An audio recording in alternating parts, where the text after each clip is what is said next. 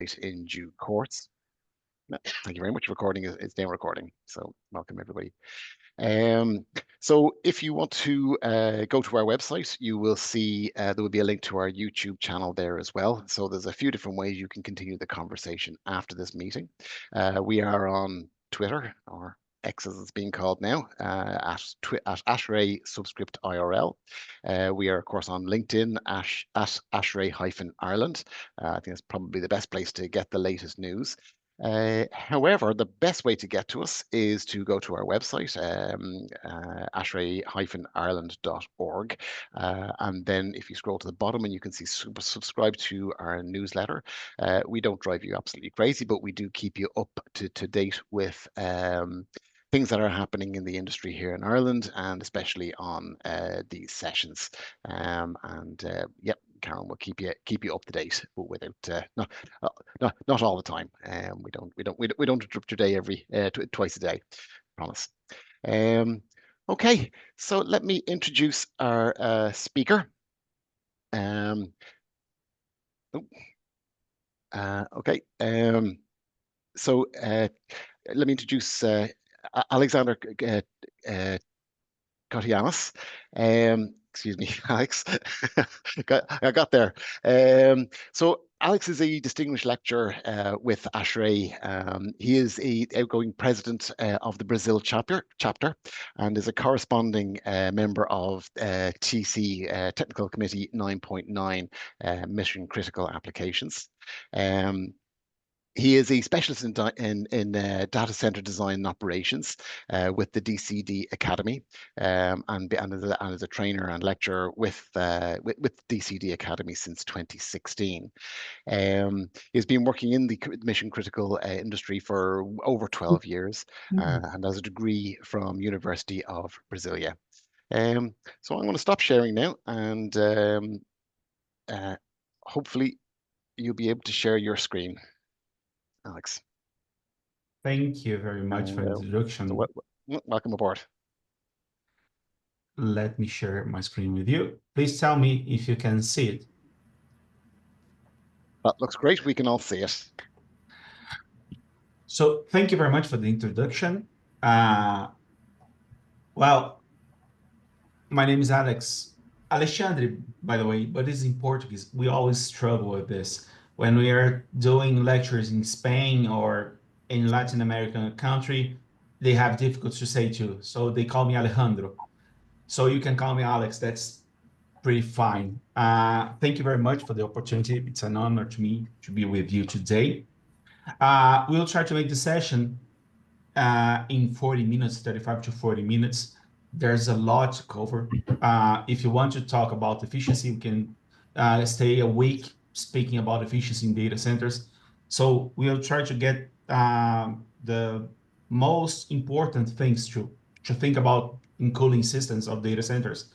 But of course, you can talk a lot of more things like liquid cooling, et cetera, et cetera, et cetera. But we're going and see how it goes with you. First of all, I want to talk a few minutes about Distinguished Lecture Program. ASHRAE has a program called Distinguished Lectures that have a few persons in the world, around 80 persons in the world, that can speak technically about technical matters, data centers, labs, a lot of things. Of course, we are not talking on behalf of ASHRAE. We are all members of ASHRAE. So my opinion does not mean that ASHRAE has the same opinion. They should have the same opinion. But anyway, please silence your phones. But we are now online. We have a brand new world. So please mute your mics. If you have any questions, please write down in the chat. We can cover it later. And I think this matter interests about Ireland chapter. We always need volunteers. Leadership wanted. ASHRAE is always looking for you that hear me that are not member. Please join us. Join Ireland chapter. They are doing a wonderful job. trying to spread technical words, try to spread news. We work a lot. We are all volunteers. We don't receive any dollar for this. So we need volunteers. Please join us. Join our technical committees, including you can be a technical committee member without being an ASHRAE member. I don't recommend it, but you can. So I don't want to be a member. It's too expensive or whatever, but I want to be with the guys who are telling how the industry goes. Join a technical committee. It's free, and you'll be around the people, the most important people in the industry. We are all there. People from NVIDIA, Intel, Microsoft, IBM, HP, all great brands that you know, we are there meeting, talking about the industry, talking about how things are going, how we can handle issues, how we'll handle the future. And you more than welcome to join us. So where we are talking today, I'll give you a little context. I did my homework and I study a little bit about Ireland data center industry. So I have a few data here for you. Maybe you already know, maybe you don't, but let's have a context how data centers are going in Ireland and Europe. Let's talk about consequences of this. Let's talk about a little let's talk about the TC 9.9 is the technical committee of data centers that we discuss data centers. And we started out talking about where are the best opportunities on energy efficiency. And the last, we made a roadmap to achieve energy efficiency in data centers. It's a logical path. You should start from somewhere. You cannot start looking for renewable energy, for example. It's the last step. There's a logical path to have a data center, an efficient data center. We'll talk about this on the last slide. Thinking about a global context, data center industry is huge, and they are growing, and growing, mushrooming everywhere. Not only Europe, not only Ireland, not only South America, everywhere.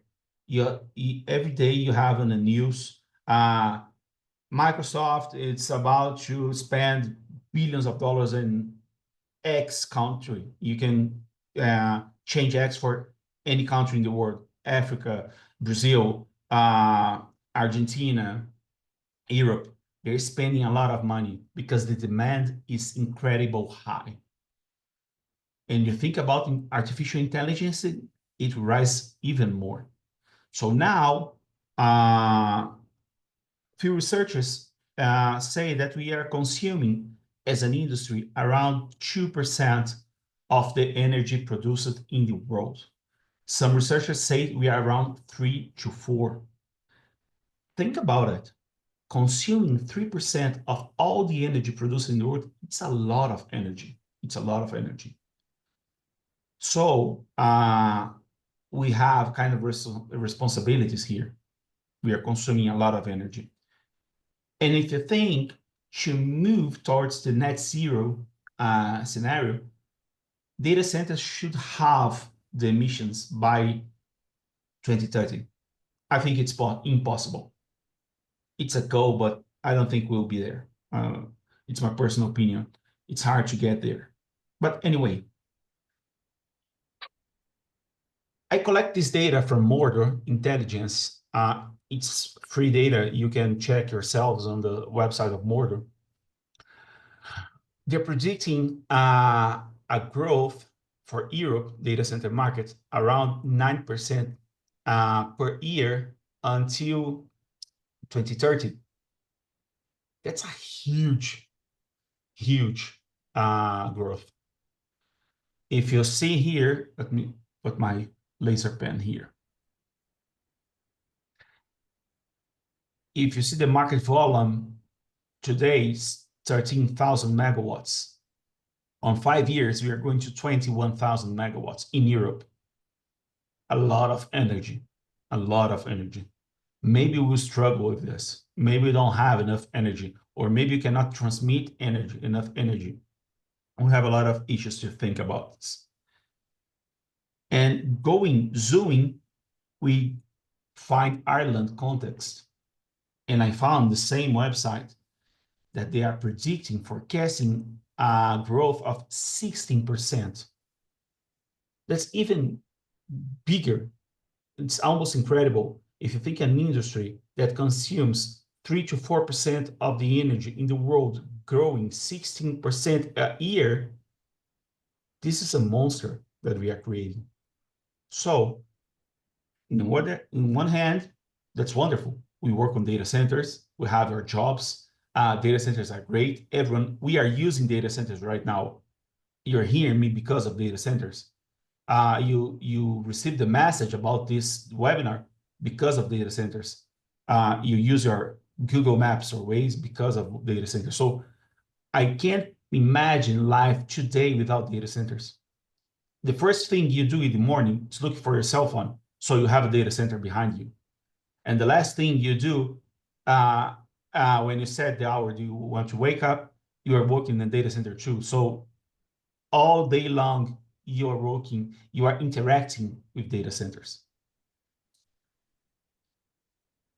And I saw that on Ireland, data centers are concentrated in Dublin.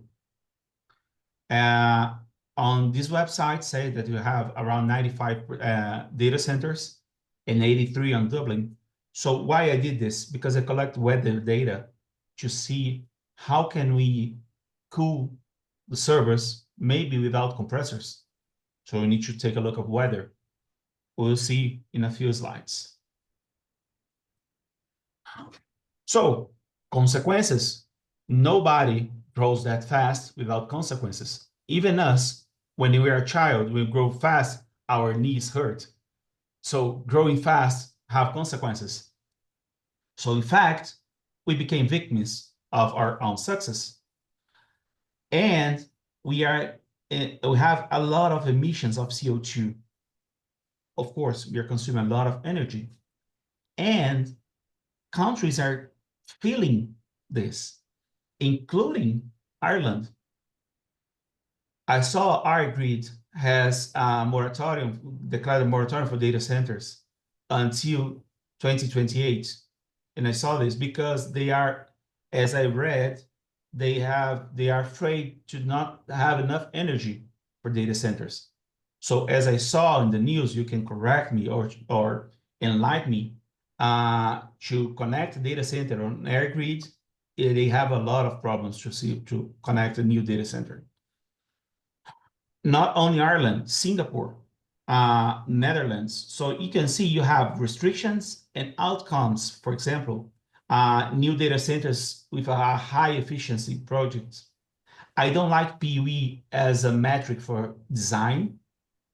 I think PUE is an operational metric, but it means by the end of the day, it means that you have, if you wanted to build a new data center, it must be efficient. And if you think Singapore, to achieve a PUE of 1.3, Singapore is hot and humid.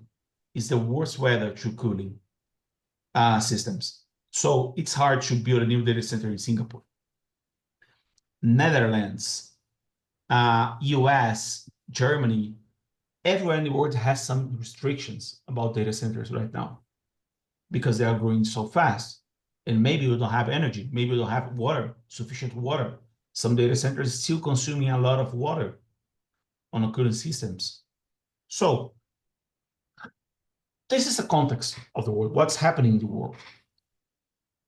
And we have a beautiful, wonderful technical meeting 9.9, and we meet 2 times a year, and one will be in the next week, and I think February 9 will be the first meeting.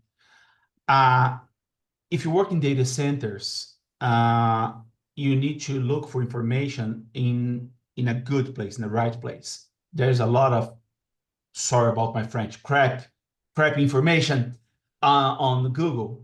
So if you're looking to have good technical information, go find on TC 9.9 publications, okay?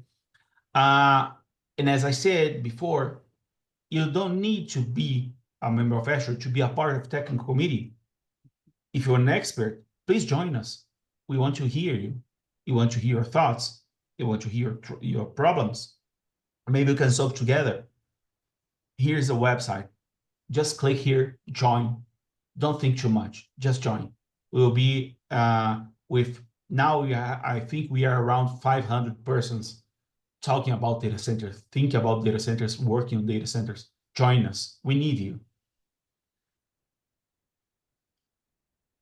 TC 9.9 it's a special committee. We have publications. We have 14 publications. Now it's a wiki style publication subscription. You can subscribe for TC 9.9. You can see all this information online. So they have 14 books. They are they've been refreshing every 2 or 3 years. And we are talking about today about the first book, Thermal Guidelines. You probably know something about this. I think if you work in data centers, you know the information that temperature in servers should be around between 18 and 27 degrees Celsius, etc. This information came on thermal guidelines. So this is the source of this information. We will look deeper on this right now. So the book one, all books are great, okay? But the book one, it's the most used by the industry. They don't, this publication doesn't have only the information about temperature on servers, but they have a lot of information. You should take a look on this. Information about troubleshooting, about how do we, the best way to place the servers in the rack, X factor, how temperature will impact on the lifespan of your equipment. You have ways to calculate this or estimate this. This is all on this book, okay? But now, let's talk about this information. Here you can see a psychometric chart with zones. Red zone here called recommended zone, A1, A2, A3, A4. First things first, we are talking about temperature and humidity. We're talking about environmental data. Where am I collecting this data? At the entrance of IT equipment, not in the roof, not in the hot aisle, not on whatever you want. We are taking this temperature. This temperature should be taken at the entrance of IT equipment. Maybe you can take it on the cold aisle. They should be close, but it's not always. Sometimes you have troubles with this. We have a recirculation inside the rack. But most of the cases, you take this temperature and humidity on the cold aisle in front of the rack. Doesn't matter. In fact, it doesn't matter the temperature of the hot aisle. You can have this data to see how efficient are your system, etc.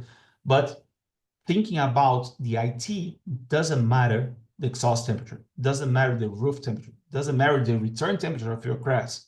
We'll talk this later.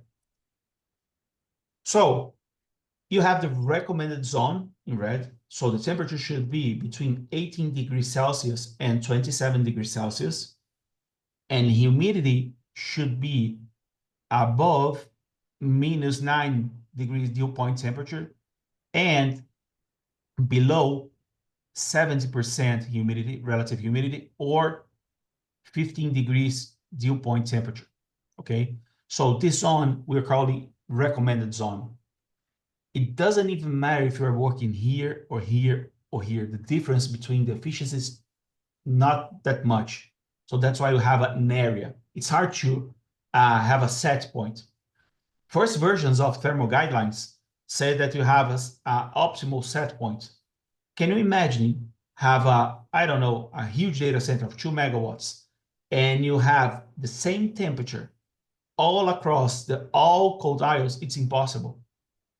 So that's why they are trying to extend this range so you can work better and you have a range to work, not a point, a range. This is the last version, 5th edition, and this version brought us something different. They have 2 recommended ranges. Why? It's all about contamination, air quality. So if you have a good quality air inside the data center, it means low level of pollutants. You can rise your humidity up to 70%. If you have problems with pollutants, we're talking about gaseous pollutants, not particles or whatever, you need to cut this limit to 50%. Why? Corrosion. Basically corrosion. If you have a high contamination environment, it's more likely to have corrosion. So what you do, you cut off the humidity, so you are taking out the catalyzer of the chemical reaction of corrosion. So this is why you have, but basically not half, but you drop your limit to 50% of humidity. But Alex, how can I know if my data center has a good quality air or bad quality air? Easy. Coupons. You hire a company that do chemical analysis, and they will put this coupon. They have 2 metals here, copper and silver, the most common metals on IT equipment. And they expose these on your data center for 30 days. And then they get back to the lab and see how much mass they calculate, they measure, by the way, how much mass the metal strip lost by corrosion. And they have limits. As you can see here, for example, in 30 days, if the copper strip lost less than 300 angstroms in 30 days, you have a good quality data center. And silver less than 200. If the strip lost more than this, we call this high contamination. We borrowed this from ISA standards. It's an ANSI standard. So for ASHRAE, G1, it's okay. G2, G3, and GX are not okay. We only use 2. We have only 1 limit. We don't use like this. We have 4 limits, okay? So we will measure. If you have good quality, you can run up 7%. If you have a bad quality, you need to cut your humidity to 50%. Easy as it is. And now, let's talk about opportunities. Look at this graph. This is a typical data center of PUE2, a legacy data center, by the way. So now we can see how much energy we are consuming. Of course, you have here IT, the biggest consume of energy. And for mechanical and electrical infrastructure, you have here compressors, pumps, rejection fans, it means refrigeration, craft fans, humidification, ventilation fans, and miscellaneous MAC. And here we have the electrical. As you can see here, comparing to a typical data center of PUE 1.2, look at the difference of the consumption of compressors, craft fans.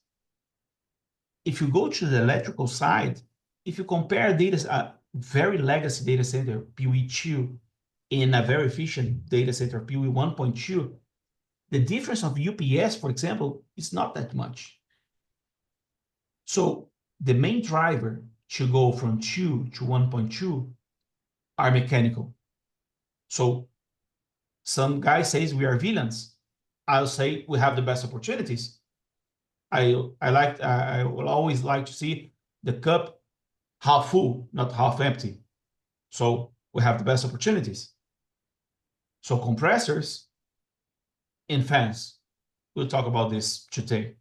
How can we achieve efficiency on those 2 guys? Can we talk about humidification? Of course you can. You can talk about many things, but let's focus on those two today. Compressors. First question that comes in my mind. Are chillers, it means compressors, necessary? Many times, yes. But the second question that comes in my mind is, do chillers need to operate 24 hours, 35, 6 days a year? Almost not. Almost always not. And how to reduce this? Economizers. Every data center, new data center, should have an economizer. It's inadmissible to have a new data center working only on chillers. Of course, if you go to Middle East, there's a lot of heat. Let me change my idea. You cannot have a new data center without thinking about economizers. Maybe you cannot have economizers. Doesn't worth. It's all about money. Maybe it doesn't worth, but usually they do. We can use economizers on two sides, an air side and water side. If you have a chiller and water loops, we focus here on air side, okay? And you can have basically two types of economizers: direct air side and indirect air side economizers.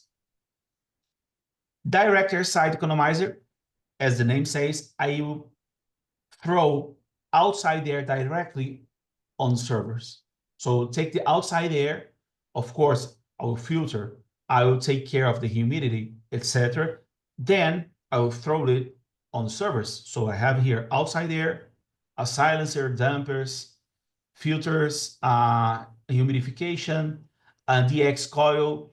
Maybe it's too humid, I need to dehumidificate, or it's too hot, I need to drop the temperature a little bit. Then I throw this on the racks, and this air goes back. It can recirculate here to warm if outside is too cold, or you can just throw away. This is pretty simple. They have advantages, this type of system. First, very high efficiency. We'll have a metric on economizers we call approach. What is the approach? Is the temperature difference between the inlet of the rack and the outside temperature. If you're using adiabatic cooling, you need to look at the wet bulb temperature. If you're not using adiabatic cooling, you can look for the dry bulb temperature outside. But usually you use adiabatic cooling. So what it means, if I have an approach of 1 or 2 degrees Kelvin, it means if I need the air here on 24 degrees Celsius, outside must be below 22. 24 less minus 2. So whenever it's below 22 degrees Celsius, wet bulb temperature outside, I can supply the temperature on 24. That's why my desire. And it's the simplest economizer system. It's all about fans and filters, right? But they have the cons. They mix the outside air on your indoor air. It means if outside you have bad quality air, if you have your data center near to the industry, for example, if you have your data center on the center of the city, the quality of this air probably will be bad. So we are throwing this air directly on your IT. So maybe it's a problem. Every time you take outside air, you should filter with MERV 13 filters.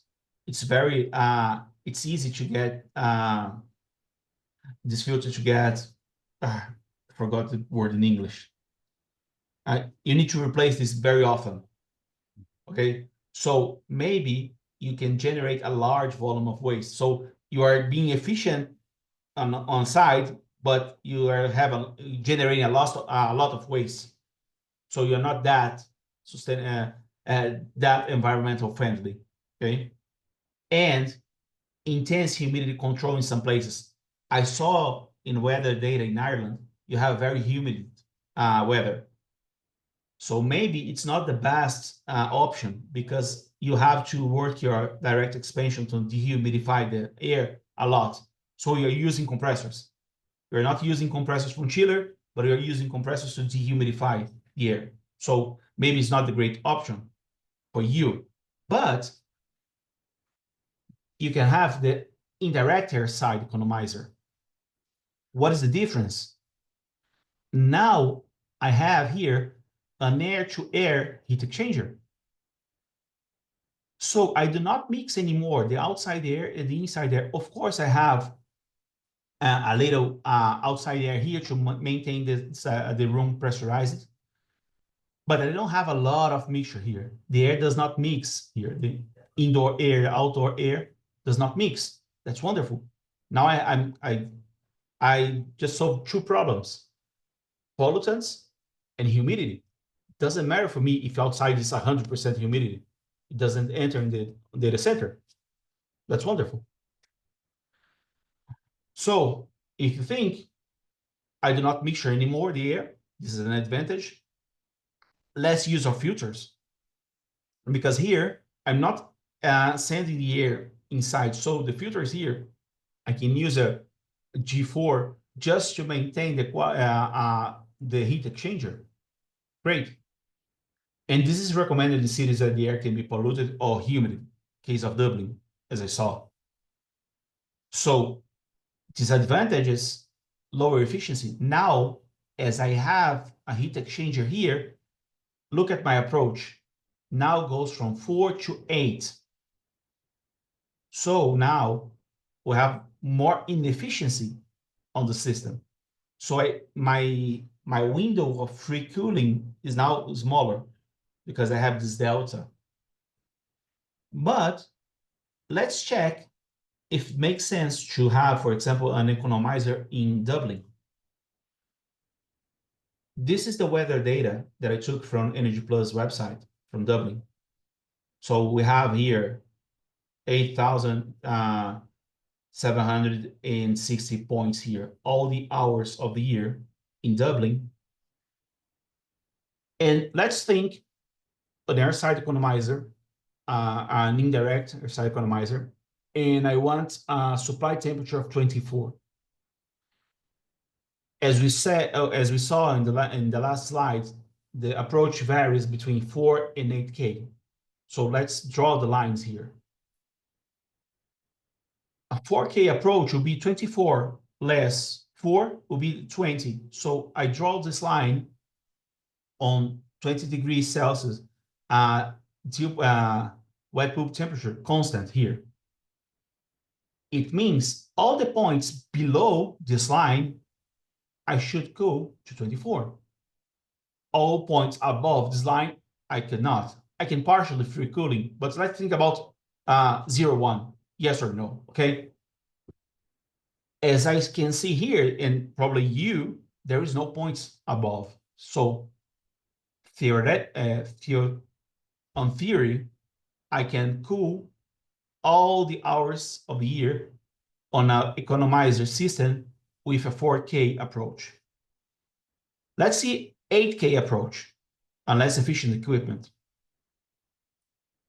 Even an 8K approach, I don't know, maybe how much points we have here, I don't know.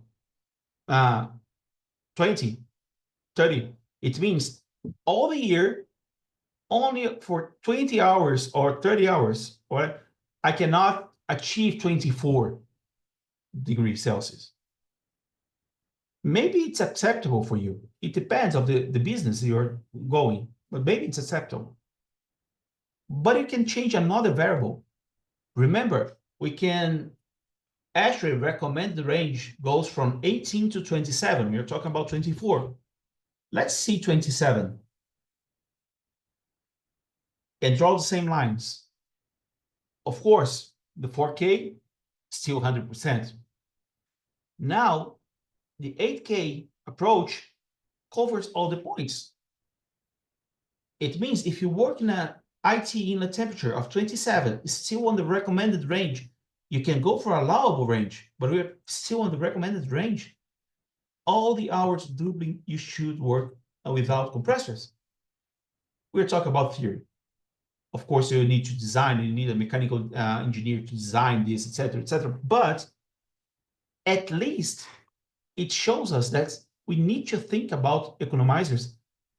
And in Ireland, whoa, we're talking about 100% of the time, not 50. 50% of the time, it's great. Who doesn't want 50% discount on anything in a bottle of beer? I like it. I don't know if I think you Irish guys like discounts. So maybe 50% discount, it's good for you. In here, you can see you have a potential of 100%. So you must think about economizers, okay? And now let's talk about fans. There's another opportunity on the cooling system. We know that almost every data center has a redundancy system. We need this. We are 100% uptime industry. Often, this redundancy is 2N. It means I have the double of the equipment that I need. If I need 2 CRAS, I have 4. If I need 4 chillers, I have 8. These are called 2N systems. Question. It's more advantageous to keep redundant CRAS units on standby, it means turn off, than to keep them all running at a lower speed. So think about have a data center, you have a 10 CRAS on a 2N system. It means you need 5 operating. It's more advantageous to operate 5 equipment and turn off 5 or operate all the 10 together in a lower speed. Let's check. We have in physics fan laws. The fan laws, there are 3 laws inside the fan laws. The first law is the speed, and therefore the flow, of a fan is proportional to the rotation. It means if I double the speed of the fan, I will double the flow, the supply. If I halve the speed, I will have the flow. Okay, it's proportional. The pressure, the static pressure of a fan is proportional to the square of the speed. It means if I double the speed of my fan, I will multiply my pressure by 4. In another case, if I halve the speed of my fan, I will divide my pressure by 4, 2 squared. And for us, the most important, the power of the fan is proportional to the cube of its speed. It means if I double the speed of my fan, I will multiply the consumption by 8, 2 cubed. And if I halve the speed of the fan, I will divide the consumption by 8. So here's the opportunity. But first, we are talking about theory, okay? And it works. Fan laws works. But what happens is in real world, there is no fan alone. You have motors, you have VFDs, you have belts, maybe. So you have a few inefficiencies on the way, okay? So as we work a lot of years and we took a lot of data to get this formula closer to the reality, you can change the exponent here, change from 3 to 2.3. The results are very close to the reality. So if you want to use this tomorrow in your data center, use this formula. You have a very, very close idea how much you can save energy. Let's think about an example here.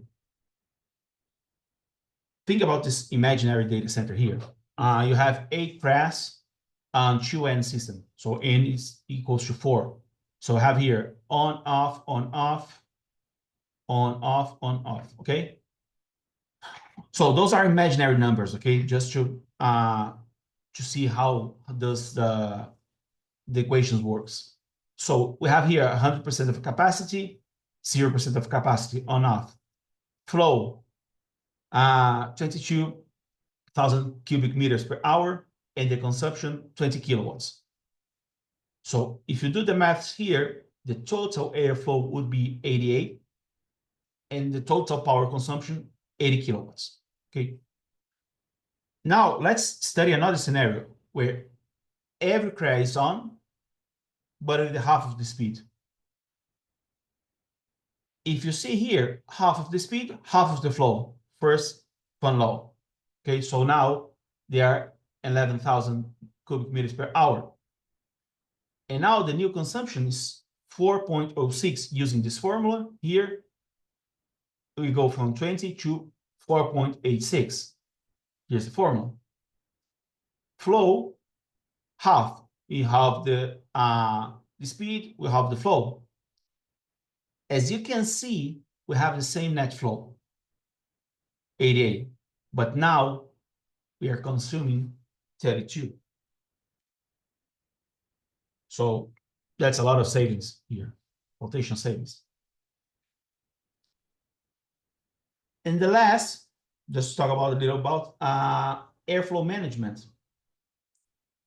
We have three types of problems in airflow management. Recirculation, air that goes from IT and comes back from IT. Bypass, air that goes from CRAE and comes back from the CRAE. It means not passing through IT. And you have backflow that the air goes from the room to the downflow. Okay. Here you can see those problems here: backflow, bypass, and recirculation.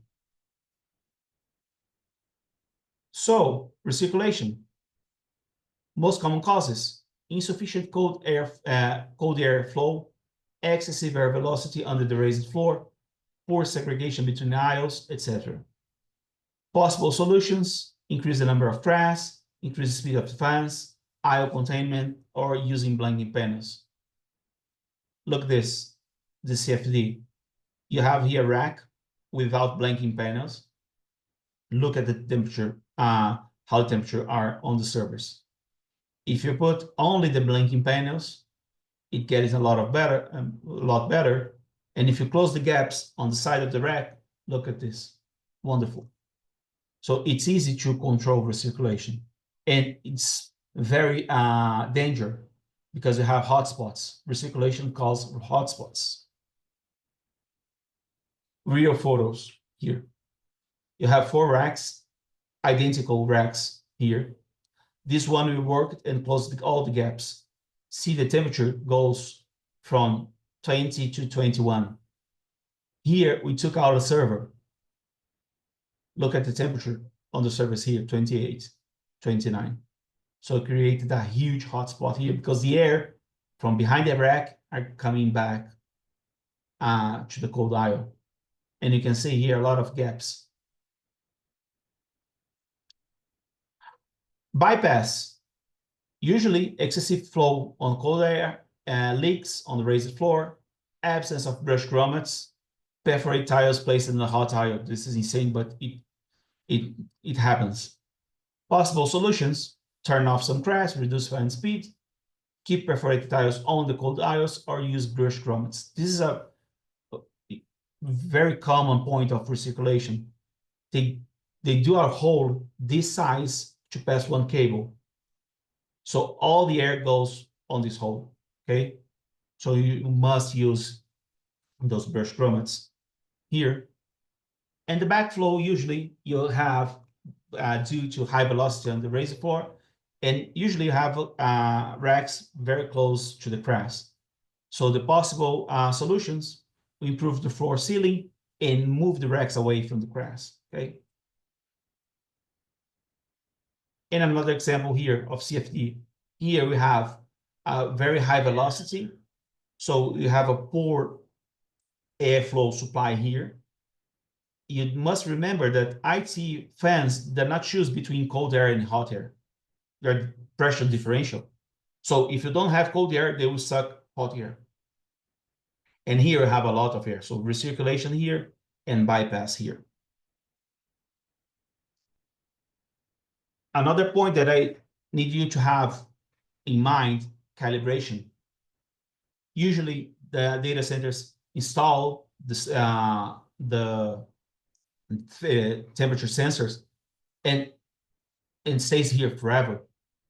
And you need to calibrate, you need to check how accurate is the sensors. You see those, this is a study from the United States. 50% of American buildings have control problems and 90% do poor fit of sensors. Only 10% of failures, and they estimate 25% in energy savings only working on this. This is a lot of energy. And the last thing I want to say for you today, it's about containment. Hot aisle containment, cold aisle containment. They always ask which one is the best. And I will say to you, it depends. For example, cold aisle containment, cheaper. It's just a roof, door, and you are. It allows higher set points. Usually you use a raised floor. You can use a in-row equipment, but usually you have to use raised floor. Problem, the temperature of the room is too hot. So maybe you can make it unsuitable for people or other equipments like cameras, for example. In high density data centers, this temperature can go around 50 degrees Celsius. It's too hot. And when you contain the hot aisle, of course, it's harder. You have a lot to do. You have the roof.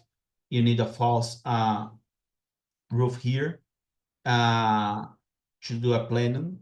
So you have, it's harder to build this, but the temperature of the room, it's mild. It's very fine. So your room will be a cold room. It will be a cold aisle. So it will be around 24, 26. So it's suitable for most of people and equipments. So bottom line, if you already have your data center and you don't have containment, you should go for cold aisle containment. It's easier.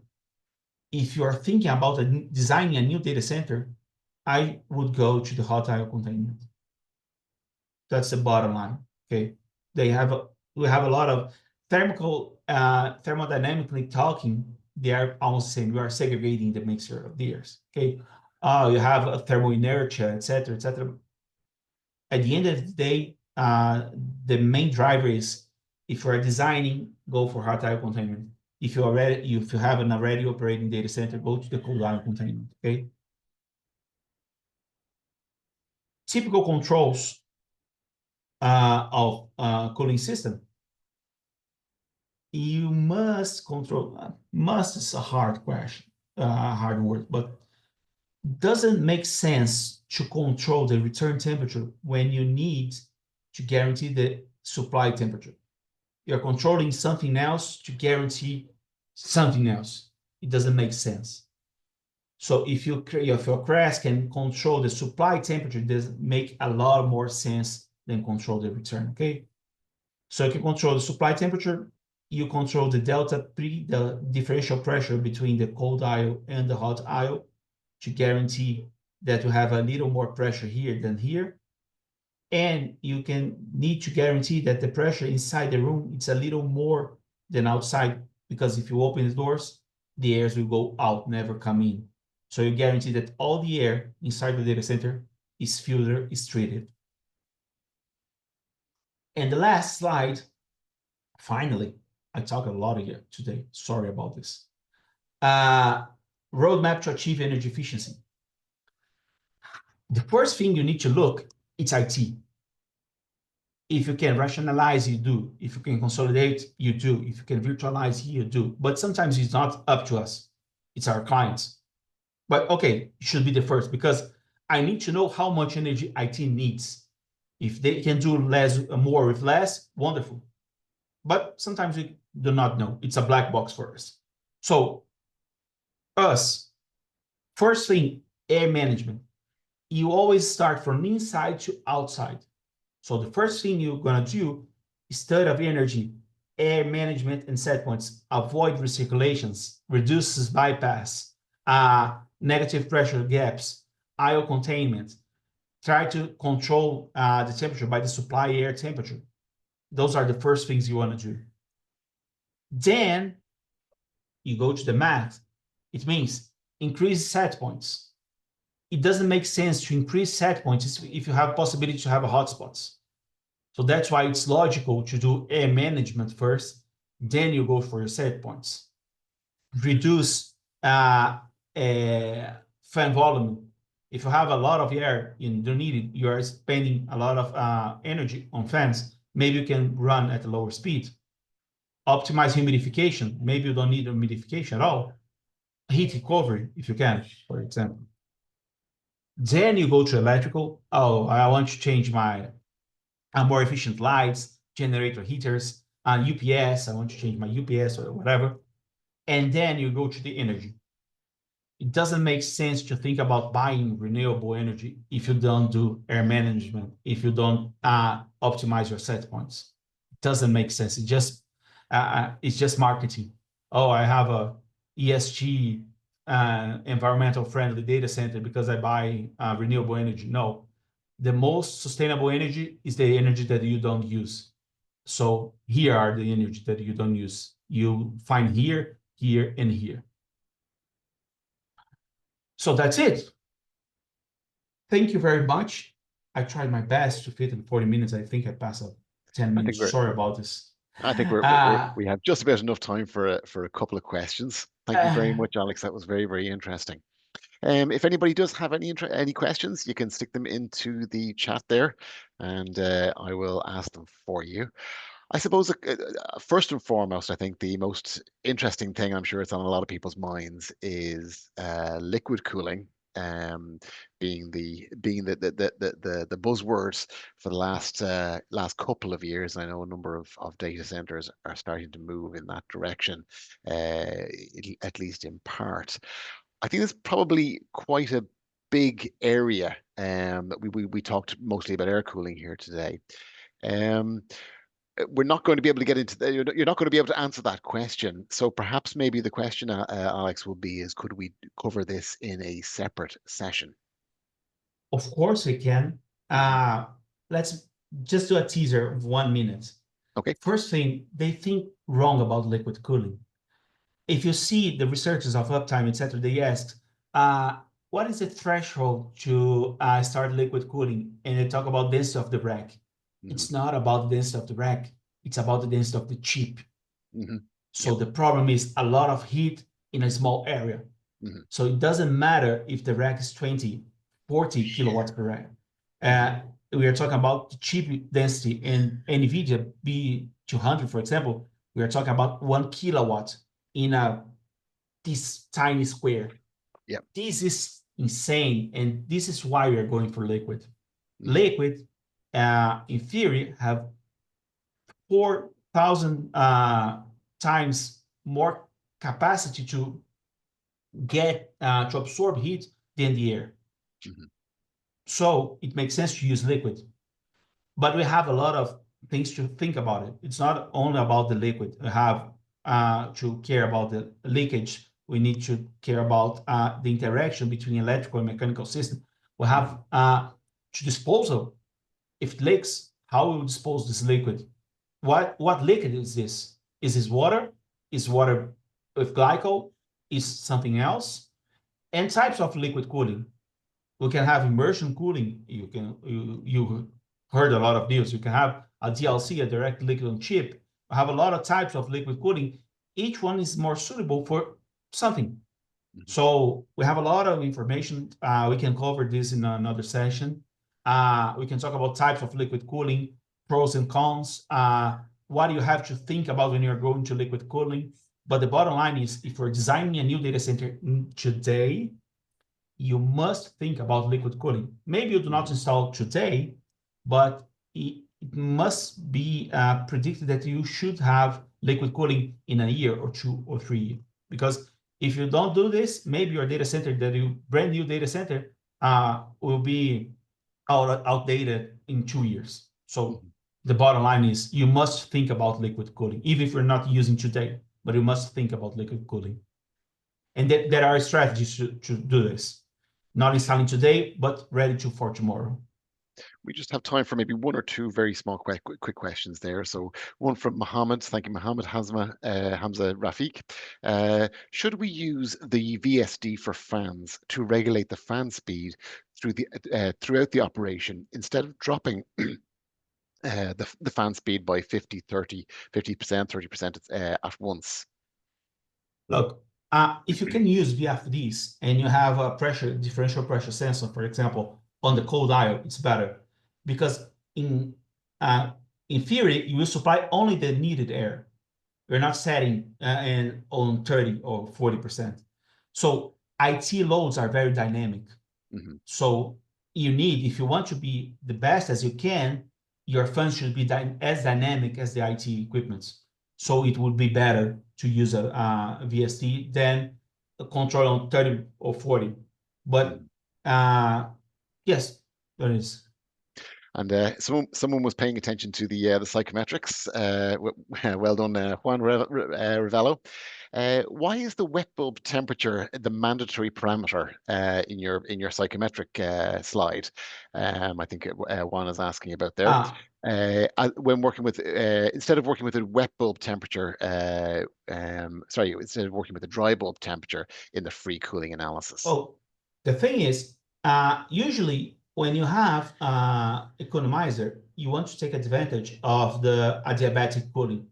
So if you're looking for a diabatic cooling, you should look for the wet bulb temperature because the wet bulb temperature, bottom line, is the potential of cooling because you have, for example, a 30 degrees Celsius dry bulb and a 20 degrees Celsius wet bulb. Supposedly, you can cool this air adiabatically to 20. So that's why you use wet bulb temperature. But if you're using a system that is not will not use adiabatic cooling, you can compare to dry bulb temperature, dry bulb to dry bulb. That's why. Okay. Mhm. Okay, we're just running down on time now, so I'm going to have to just bring it to a close. But I have to say we probably have an awful lot more questions to ask and an awful lot more discussion to have. This isn't the end of the session. Feel free to keep the conversation going. As I said, you can post your comments on LinkedIn, and we have a couple of posts up there about this. So feel free to make a comment in the back of that, and we can address it in that, or you can reach out to us directly if you wish. As I said, subscribe to our mailing list, and you'll be kept up to date on other things. And as I said, take a look at our YouTube channel. We'll be posting this session up here in due course. I want to say thank you to everybody, especially our sponsors, without which we would not be able to make this possible. But I want to thank all of you for joining us here today. But most of all, I want to say thank you very much to Alex Kotoyanis, who has joined us here today, and that has been an absolutely fantastic session. I think we've all learned something here today, and thank you. And as I said, we will follow this up. I think there's plenty more to talk about, so we will follow this up in a couple of weeks' time with a session on liquid cooling. Thank you very much for that offer, Alex. So as I said, click on if you're not subscribing to our newsletter, do, and we will keep you posted as to when that session will be. We'll organize it after this. So thank you very much to everybody, and thank you very much, Alex. Good night now. Goodbye now. Thank you. Bye. See you. Bye bye, everybody.